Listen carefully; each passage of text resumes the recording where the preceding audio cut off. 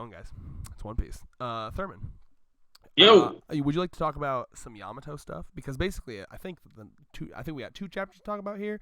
Yamato's whole flashback in the cave with the samurai, and this current one with Momo and Luffy flying up to Kaido. You want to talk about those two? Yes, sir. I really liked the Yamato flashback. It was something I really enjoyed about that was that Kaido's what he was attempting to do there as a father, like his take on it was like, all right, it's kind of like, like Kaido, that was his version of like, I'm trying to think of a good example here. Like, oh, you know that joke in Simpsons where like Homer goes to hell for eating too many donuts, and they're like, so you like donuts, eh?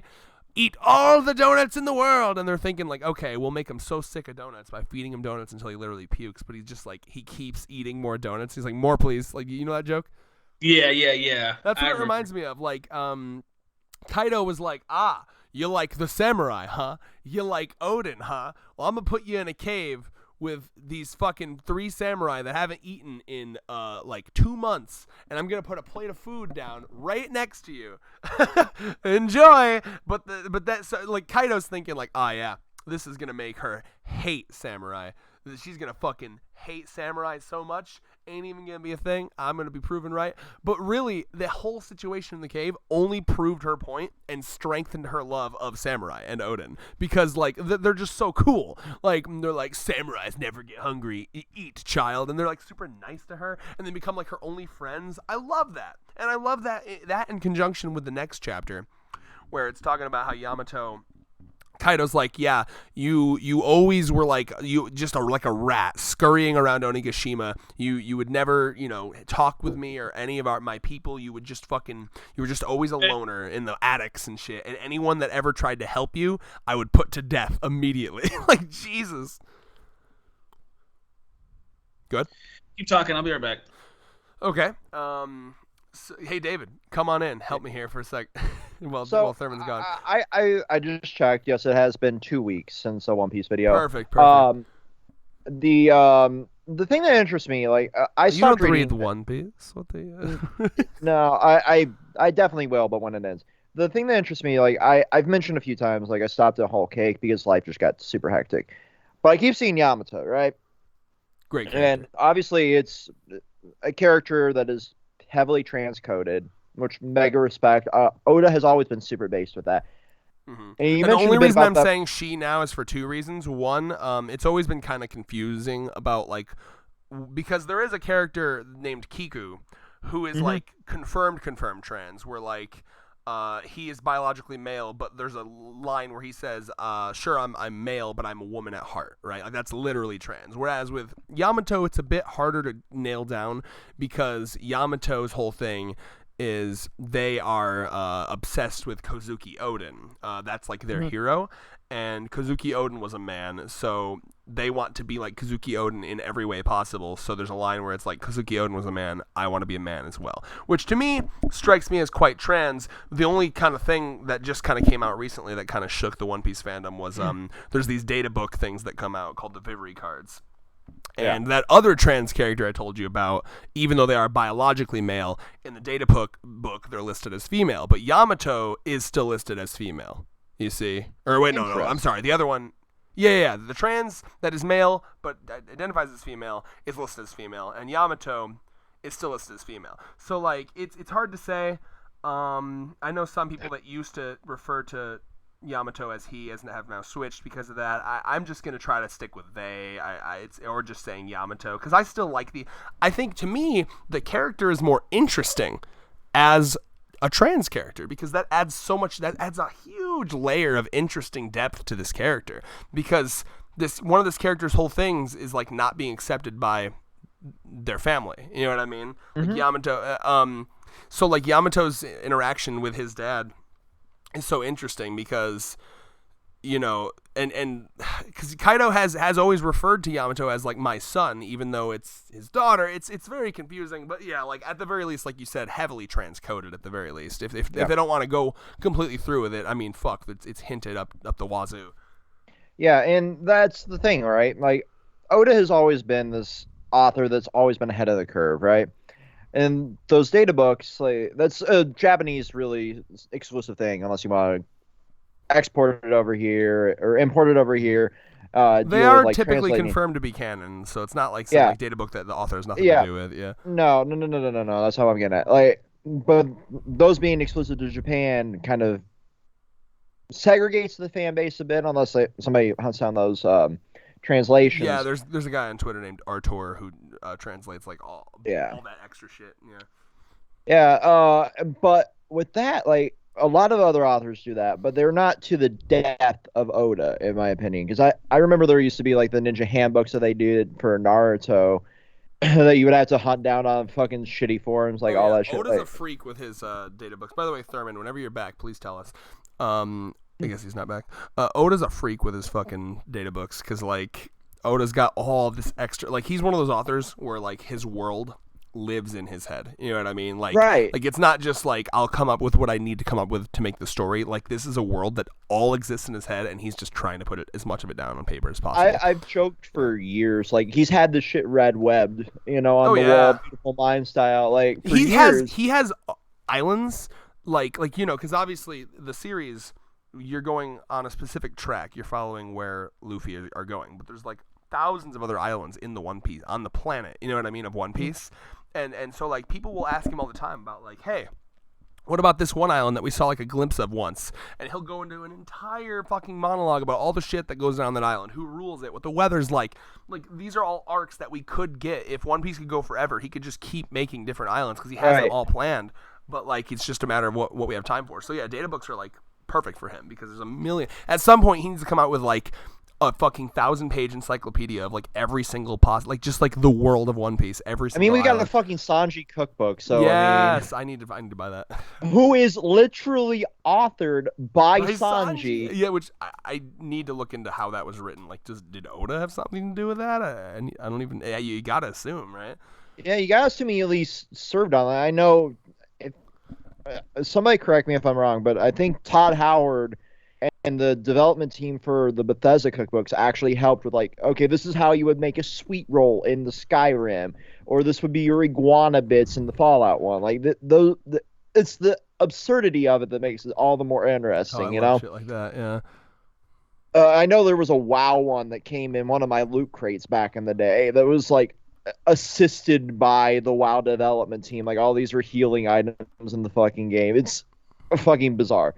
Anyway, like with those data books, like I wonder if it's being released in the order of like both of my source materials are caught up right now, and maybe down the road Oda would update Yamato's description in the next one.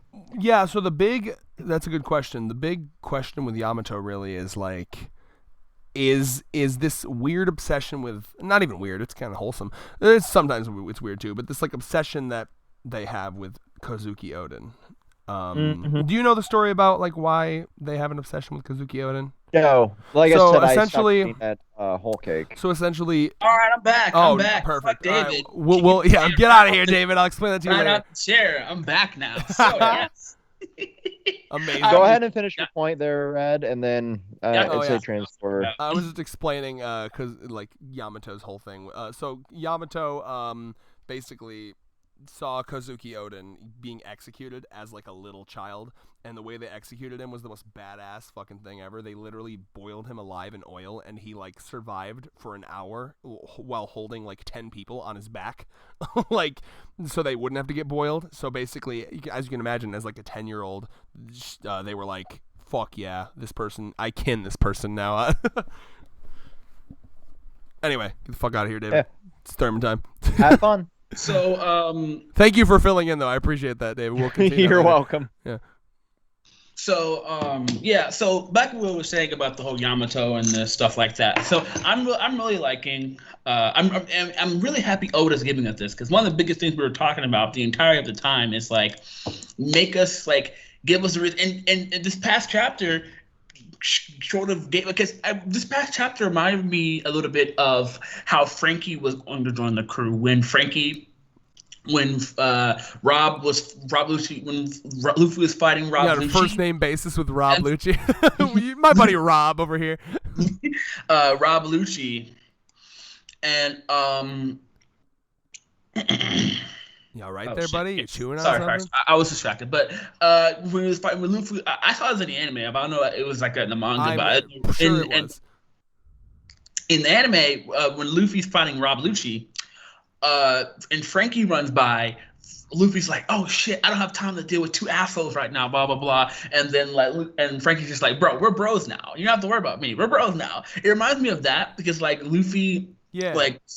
Oh, you held him back for us? Thanks, dude. Yeah. Yeah, yes, and that you held him back for. So it reminds me of that Frankie moment where like they were like enemies at first, but then like Frankie like proved himself. Yeah. And so like Luffy like, because it's funny because even then, like even before like the arc ended, Luffy was just like, "Oh yeah, I already decided to have Frankie join my crew regardless, right?" So I was just like, "God damn," you know what I'm saying? So I think that's very interesting. So I'm not sure if you saw my tweet, but like after last week's chapter, because I've always been on the it'd be cool if Yamato joined, but I'm not sure if I buy it. These last two chapters I'm now moving up towards it might happen. Yeah, I'm starting to think it might happen, and I'm super down for it. I hope for it, bro, because that would make because honestly speaking, like I do believe that like Luffy, like the current crew that we have, wouldn't be the end of it. Because I know Jinbei took a while to get there, but to be fair though, we don't know the deal. We don't know how Jinbei was able to survive Big Mom.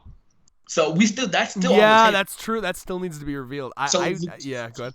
Jinbei could still technically die. Oh, that's true. Yeah. Oh my God. What if the twist is that like Jinbei is just a straw hat for this arc, and then like he dies, and then like Yamato's the real new straw hat? Like, surprise, bitch. Yeah, because I mean it makes sense because like there's no way Oda would leave that because there's no unless like because it was never fully explained how Jinbei was able to leave it, and he showed up to Onigashima. Yeah, he shouldn't have been able to. That shit was sus. Like keep in mind he was uninjured, unharmed, no physical wound whatsoever, and somehow he was alive and kicking. Either right? a deal was made or all of his dudes like sacrificed themselves to let him escape. Like that's the only two things that could have happened. Yep. Because remember, it was him and all the Sun Pirates. Yep, that's true. So like, God, it's interesting to see. I feel very old. I remember when that chapter came out. I very clearly remember that chapter coming out. I remember where I was in life. I remember our conversation about it. Do you remember that shit? Yeah, bro. God, it was called Bad End Musical. Remember? Because that was the one where like Big Mom, she's like singing a song as she's like encroaching up to them. Oh my God, that shit was like 3 years ago. I'm gonna kill myself. How do you want your corpse disposed of? Just a normal burial, but no open casket. That open casket shit's weird as fuck. I like, joking aside, if my time comes and this community is still a thing, look at this guy I don't care. Look at this guy fucking butting into the One Piece review. Yeah. Well, I mean, when you talk suicide, that's kind of my sense of humor. Suicide is my thing. I'm the only one who can commit suicide. Anyone else that does it is stealing from me. Yeah. I don't care how my corpse is disposed of. Do with it what you will. Plant a fucking tree with it for all I care. Yeah, unironically, that's what Justin is asking for in as well. My roommate. Makes sense. I mean, it's like you're already going to decompose on the ground. Let it be nutrients for something. Yeah. Anyway, have fun. Anyway, Thurman, what are you saying? What was I saying? What was anyone saying? So yeah. Oh my God, I hate this phone, dude. Jesus Christ. That's why I'm getting a new phone, bro. I can. By the way, tangent. I know you missed those in the One Piece review. I have enough to get the fancy flip phone. Oh shit. I just have to. Fold phone. I just have to make sure I don't get fired from Amazon for being too slow. Like it's like, bro. Like it's so funny. Like life is real. Like the struggle is real. You're not worried that you're gonna get fired because you're late to work or that you cause issues. It's that you're a slow worker. Yeah. Oh my. I mean, most jobs, as long as you're like showing that you were actually trying. Like my trick is like when I'm too slow, just like be fucking like sweating or like breathing hard or be like, I'm sorry, I'm trying. Like as long as they think like, oh man, he's really trying, they'll take pity on you. I hope so. That shit's heavy. Unless you're like fucking awful. I honestly, it's just packaging stuff. I think it should be okay. Anyway, yeah, dude. Especially like this duo attack. Seeing Snake Man for like 2 seconds, shit was cool as fuck. Yeah, I've honestly almost forgot about Snake Man. No! Blasphemy! Snake Man's like my favorite Luffy form, dude. Bro, like I gotta Snake Man and understand. OG Gear second. All the speed. You know I'm a speed form freak, bro. I'm all about the speed. Snake Man versus Katakuri, literally the best fight in One Piece. Come on. Hello? Uh-oh. Uh-oh. Sorry, man. What's uh-oh? What's uh-oh? You I'm just didn't here. say What's anything. uh-oh? Maybe your phone was dying or something. You didn't say anything for a good. Like... No, I'm not on my phone. I'm on my laptop. Okay, well, I didn't hear anything.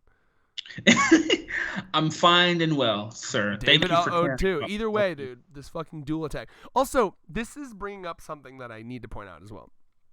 Kaido, I really, really, really like how much Oda is making it like clear just how much of a beating Kaido's gonna have to take before he goes down.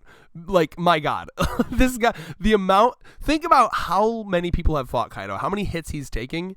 And he literally still doesn't look like he has like any sustained injury.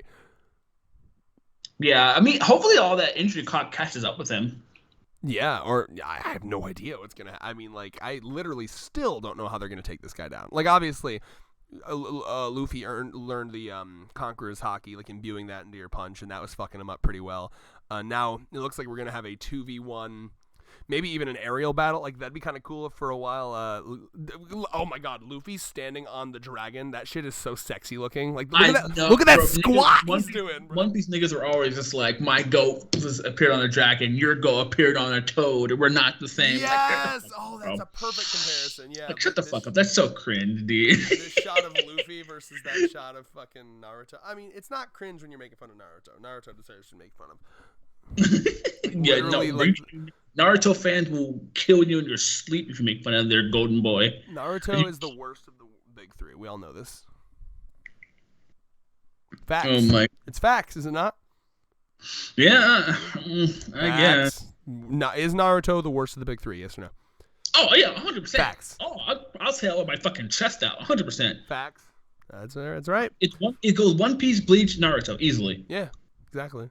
In my opinion, no. Let me repeat it. No. In my opinion, It's fact. That's not an opinion. That's fact. Yeah. See, we already have My Hero fans mad at us for a video we made like 2 years ago. Still mad. That video wasn't 2 years ago, by the way. That was like 8.5 months ago. Either way, But still, we literally already forgotten about that. Like, here's the thing, right? Fans will literally want us to like repeat, it's so embarrassing. Twitter is because like you have to have the same opinion. not just Twitter, it's the fucking comment section too. Like I desperately need you to suck off this series. You don't praise it. You don't praise any of it. It's not even that. Our job as content creators is to make critical analysis. You're analyzing fucking One Piece here. We analyze the fuck out of Promised Neverland. My Hero. Suck my fucking cock. All right, David. Can you return to your ether, please? It's so funny because it's just like hijack the fucking video, don't you? You can't even fucking like if you don't have like the same opinion, like you are not allowed to change your opinion ever like because I guarantee you right now, I'll bet you any kind of money that if we came out, me and Red were like, oh, we love My Hero now. How many people would be like, what? You were shit talking it like 8 months ago. What do you mean you like it now? Like, it's insane. It's literally insane. Like, when you come out as bi, and everyone will be like, but you were straight 8 months ago. Facts. Like, it's insane. It literally you literally can only have one opinion about one series, and if you change your opinion, whether it's positive or negative at all, you're a piece of shit somehow. It's insane. It's like a fake hypocrisy burn. But anyway, I really enjoy that a good majority of this chapter is just Luffy on Momo just blasting through the entirety of Onigashima. Oh like, yeah, this shit's gonna be gorgeous in the anime. I could just like feel this animated. Oh yeah, it's actually interesting because like when I saw that shit, I was just like, wait a minute, has Momo like? Because I remember what you were saying when we in the last stream. I can't say that. You were like, oh, Momo is just gonna, and he's gonna be he's going to be in weight and like in body he's going to be 28, but in the mind he's still going to be a child. So I thought that that's what they were going for here. Well, he kind of. I mean, he's still, because obviously he's afraid of heights. That's been like his thing since his introduction, and he's just got his eyes closed. He refuses to look while he's flying, so he's just kind of like feeling it out, like just keep flying. I love how the entire time Luffy's like, "Please, Momo, just fucking go towards the ceiling." Go towards the ceiling. That's really funny. That's so good. I also love how I'm gonna be pissed if we don't see any of this Law Kid Big Mom fight. Like I love that they go past and Law's just I love how everyone just thinks it was Kaido that was fighting those. Yeah, I mean that makes sense. Luffy's riding Kaido. He tamed a Kaido. Luffy's just a buck, like fucking, what is it? Those mechanical bulls. He's just on Kaido like one of those. Bro, imagine if Luffy tamed Kaido. That's insane, bro. I would love that. Yeah, imagine. Just like Tama's gonna tame Kaido. Yeah, oh. I mean, we can't ignore the fact that Tama was a huge turning point in this entire war. Oh, 100%. Like it's like we called that shit. We God called that King shit. Tama. Yeah, God King Tama. God Queen Tama, I suppose. Yeah. What else do we have here? I also like. We got a really interesting technique from Yamato here, Mirror Mountain. I have to assume that like that's clearly part of her devil fruit, something to do with like the mythical wolf spirit that she is. It kind of reminds me of, we've seen stuff like this in anime before. It's like a down B from Smash Brothers where like you do the reflect and then like your body shatters and then you come out somewhere else. You know what I mean? Yeah. That's what she. I like what's her name? Yamato's. I like his fighting style too. It's very interesting. Yeah, coming out and like spinning the shot where I love that like spinning shot where she hits Kaido in the, right. Well, that was something I was discussing with David while you were gone. Actually, did you see all the drama about the Vivery card data book shit going on? Oh my god, they're such pussies, bro. Oh, he's officially. Yes, we know he's biologically. I don't female. even know anymore, bro. I'm just gonna try to stick with they. Like it's so stupid. I swear to God, One Piece fans are so transphobic and so homophobic. It's ridiculous. Yeah. Literally, we know that he's fucking female. We know this. I also wish that Oda was a bit clearer with Yamato, because with Kiku, it's obvious. Kiku was like, I have the heart of a woman, even though I'm like biologically a man, and in the data books, it says woman. But with Yamato, it still says woman. So it's like people are like, well, that's confusing. I just wish that it was just like confirmed. Just confirm it. Until Oda writes it, I'm going to identify as a woman. I'm going to call him a he. Because that's what he wants. That's what the character wants. Yeah, I like that too. It's so stupid. Like it's not that hard. Like I really feel bad for the trans community, because now I completely understand. I've always understood, but now I understand more why they're so upset. Like it's not that hard just to call them what they want to be called. Like it's not that hard. Yeah, legitimately, it's not that hard. So it's just like if he wants to be known as a man because he admires it. Yes, we know he's fucking biologically female. It's obvious he has titties. No man has titties. It's obvious, right?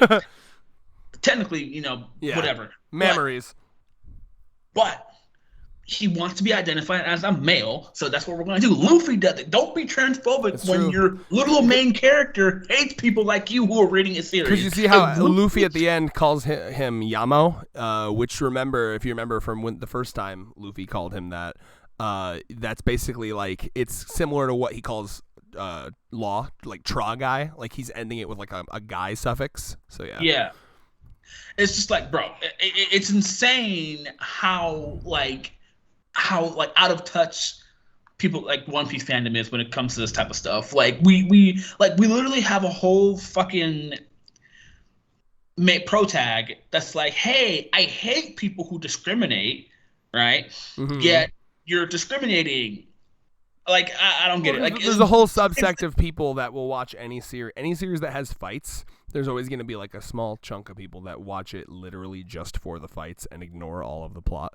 And there's definitely a huge chunk of like there's a lot of people that like flocked to One Piece after Bleach and Naruto ended in like desperate search for another long running action series.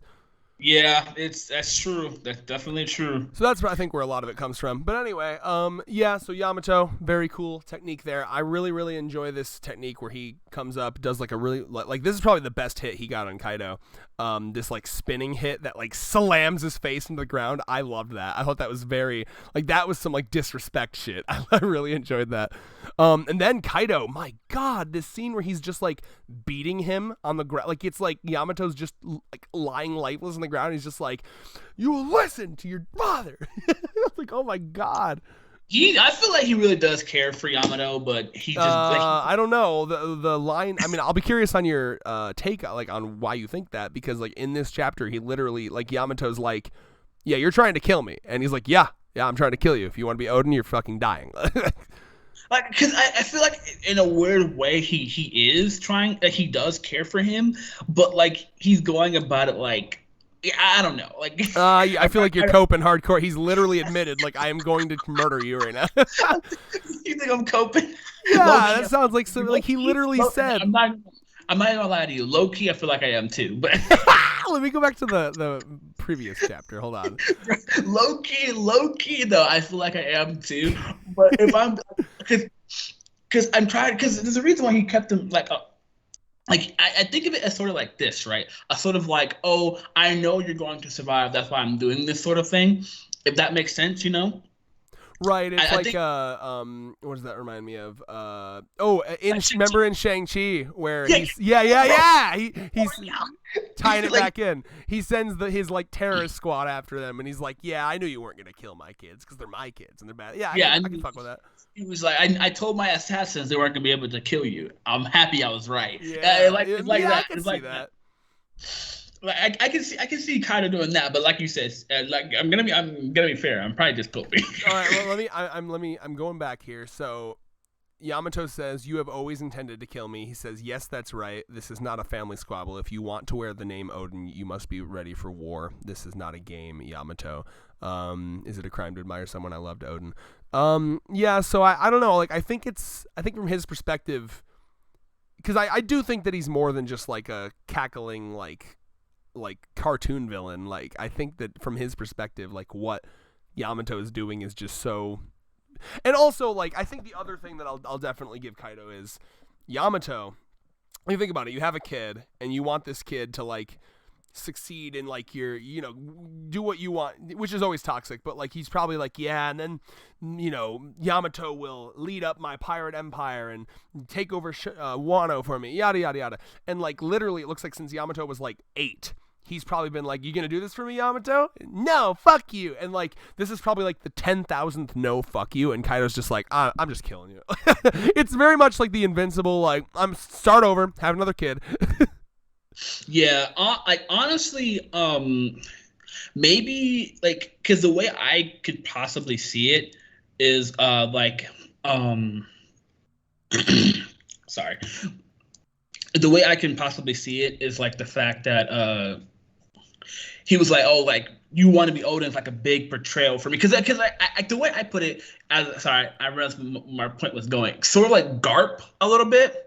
Oh yeah. How like Garp really wanted to like Luffy and whatnot to be a marine, Luffy and Ace to be a marine, but they're like want to be pirates, but like of course it's not as deep because Garp didn't want to kill his grandson and other grandson, right? Yeah, I mean, I guess it's essentially like if you had like an arch enemy, if you had someone that like you spent your entire life going against what they were for, and then like your kid was like, "Fuck you, Dad! I actually vibe hardcore with your arch enemy." Yeah, it'd be like a big betrayer of sorts. Yeah. I totally get it. It's really interesting, and like something I want to see more of from Kaido's flashback is because like what still confuses me is how he can be like, lol, I'm gonna kill you, but still respect the pronouns. Like it's very weird to me. In fact, it's so weird that like even Tekking is like, maybe he's calling him son of like you're my son, like ironically, like to make fun, like my son, like because it doesn't really make much sense, like how he could be such a bad father but also just randomly like like he's like, fuck you, you're not Odin, but he's still calling Yamato his son. It's so strange, and I always loved the headcanon that he was like respecting the pronouns, but it doesn't really seem like Kaido. The more I see of Kaido, you know what I mean, like it's feeling like less of a love for his child and more. I don't know. What do you think? Yeah, no, I think he does have because it's the same way. I think there's Big Mom is similar in that regard. Like she does love her children, but the way she shows it is very non-parent like. You know what I mean? Mm-hmm. Like the way like she clearly loves her kids, but like you see like in Pudding? What's the Pudding's flashback? Like she didn't like her because of her eye. You know what I mean? Ugly bitch. No parent does that, right? So I think it's not necessarily like he doesn't care for he doesn't care for Yamato. It's just like, oh, you betrayed me by wanting to basically be buddy with my enemies, so you're dead to me, sort of thing. Like, it's more like a disownment rather than like I don't care. Yeah, he also could be like over exaggerating. Like I mean, I'm sure all of our kids or all of our parents at one point have been like, I'm gonna beat your ass, I'm gonna kill you for that. You know what I mean? And like, I don't know, like. Because I would personally like it if it turned out like, no, I wasn't actually going to kill you. But like everything that shows it is kind of going, yeah, because it does kind of seem like he was just going to leave Yamato to starve in this cave in the last chapter. So it's hard for me to, I think I'm coping too, because I don't want Kaido to be just this like ruthlessly evil, like I'll leave this like 8-year-old kid to die. Like we need to see the flashback, who Yamato's mother is. You know, what his plans for, like, when he had a kid, like, was it planned? Did he want to have a kid? Was it just like, oh shit, I have a kid now? We need to see a lot of this shit. Yeah, we never know who the mother is. Yeah. Yeah. We actually get a little bit of, so that's something we can talk about in the current chapter, right? Because we've been speculating for a while now that Yamato and Kaido are clearly not human, right? And he specifically says, I think ogres. Let me find it. You know what I'm talking about? Hello? Yeah. He says, you must not rifle with others. You are the child of ogres. You're not meant to be friends with humans. So an ogre, you know, that could also mean Oni, right? So basically this idea that they probably have like ancient giant blood mixed in them, the same as like ores, you know what I mean? Like that's starting to feel more confirmed now. So that's going to be interesting as well because he's clearly not fully human. Like the dragon fruit is not like they all have horns just as like their base form. And we've seen humans throughout One Piece that have horns too, just like always. So like I think that's just another race. So that's going to be interesting. Mm-hmm. It's just a lot of good stuff going on in One Piece. Very slow build up. I think I prefer it slow. I think the politics is and the history is more because the fights are still good. Don't get me wrong, but I think the politics and history is mostly what I've been looking forward to the most in One Piece nowadays than the actual fights. Funny. Well, let's be honest. Oda's art is degrading. And that's because he's old and he's tired. But, like, if you go back to, like, early fights in the series, it's so clean. It's so easy to follow. But, like, man, some of these panels are just, like, scribbles. And I'm like, what the fuck? I'm going to be... No, that's not us knocking... Not at all. He's old. He's tired. I want you to be understanding because I after Maria dying, I don't know if I pronounced his name wrong, the Berserk author dying. I have been very, very vehement on respecting manga. It's just a fact I'm stating. Like his art has degraded from. I still love it, and that's not something I'm ever gonna be like meh about. That's just why that from Onigashima. May I finish my point, please? That's just why from Onigashima on, I'm going to be watching the anime as well because I think that the fights don't get me as hype as they once did because it's, you know, like the art is kind of making it hard to kind of follow sometimes. And I wanted to express that because I know a lot of people are very sensitive on that topic, and Red is basically explained himself very well, and I agree with him. It's just like, you know, that's not knocking Oda. It's just, you know, it happens. I just wanted to, because I know if anything, it makes me sad every time I see it because I can see, like, you can tell that he desperately wants to finish this, and it's taken a lot more time than he wanted to, and he loves the series. But, like, man, go back and read Water 7 fights, anything post-time skip, even, like, Fishman Island. Like, the art is crisp, clean. You can see it, man. Like, it's the fights, there's a reason that the fights don't get us as hype anymore, except for special occasions, like Roof Piece. People have been calling it Roof Piece, like the rooftop fight with Law, Zoro, Killer. Like, that was clean as fuck, right? But, like, unless it's a special moment, like those double page spreads where he's on, like, the dragon, like, those ones he put special attention to. But, like, some of the littler panels, it's like, oh, and it's not even just, like, the art, too. Like, there's also how cluttered everything is. Like, I think it was... Totally Not Mark. Have you seen any of his videos? He did like a blind read through of One Piece, of like the whole series in like a half a year. Probably. So like he did a whole video, and one of the things he noticed like as he got to like current stuff was how like cluttered the paneling is. Like there's like a million, and you can tell he's desperately trying to get through shit as fast as possible. And it's like that mattered. Like when I'm reading Dotadon recently, like, I've been reading that Dotadon, and like when I'm reading that, it's really clean and easy to tell what's going on because like it takes time to have like big, huge panels, but you can tell Oda's like, I gotta finish this shit. I can't waste a single fucking panel because I gotta get this shit done. So yeah, I mean, all this to say, I'm reading the manga because I want to see shit as it's happening and not be spoiled, because One Piece is like a thing you cannot be spoiled on. But I'm very happy that the anime has been stepping up its game, because I think the fights are gonna hit so much harder. Because I talked to this girl before I left for Vegas. Thurman talking to girls. Oh my god! But I was talking to this girl. Well, it was like a quick conversation because I was checking out. But I had my One Piece shirt, and she was like, "Oh, are you enjoying the anime?" I was like, "Oh, I'm reading the manga." And she was like, "Oh, okay." I was like, "Yeah, but I heard the anime is really good. I definitely want to, consume the anime." And she's like, "Yeah, it's really good," and all this extra stuff like that. And I'm just like, "Oh, okay, that's cool." So a lot of people have been saying it's really good. Oh, you should have got her number. I was what am I going to do with the girl's number that I'm leaving to the state? If you can't make a long distance relationship work, you can't make a relationship work. Period. End of story. That's not true at all. 100% not. That's not true at all. This bitch. Okay. I gotta step in here. Red has a point, but Thurman, you are spot on. There's a difference between a long distance relationship and I'm leaving tomorrow for like halfway across the country, and I'll probably never see you again. If you love each other enough, you'll date and then you'll move closer. My God, is Thurman supposed to fly halfway back across the fucking country to get his dick wet? No, because that's apparently that's how you look at relationships, just sex.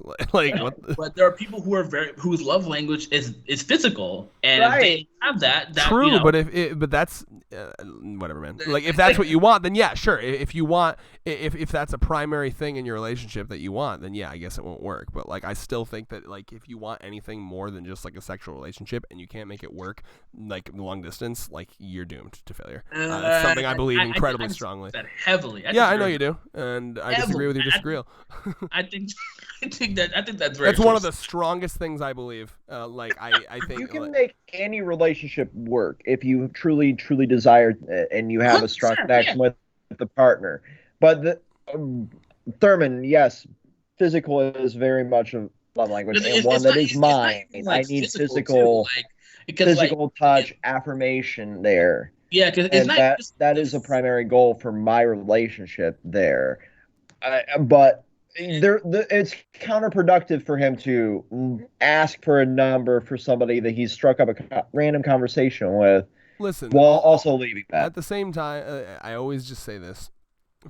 Relationships are just friendships that are a little bit more intimate, and if any good relationship should start off as a friendship, and if the friendship happens, so that's not a good comparison, because if I was near you guys, I want to hang out almost at least once a week, literally. Right, but and yet it's not like we stopped being friends because we lived across the country. That's what I'm saying, right? So if we stopped being friends, if we stopped talking just because we didn't live near each other, that isn't that good of a friendship, is it?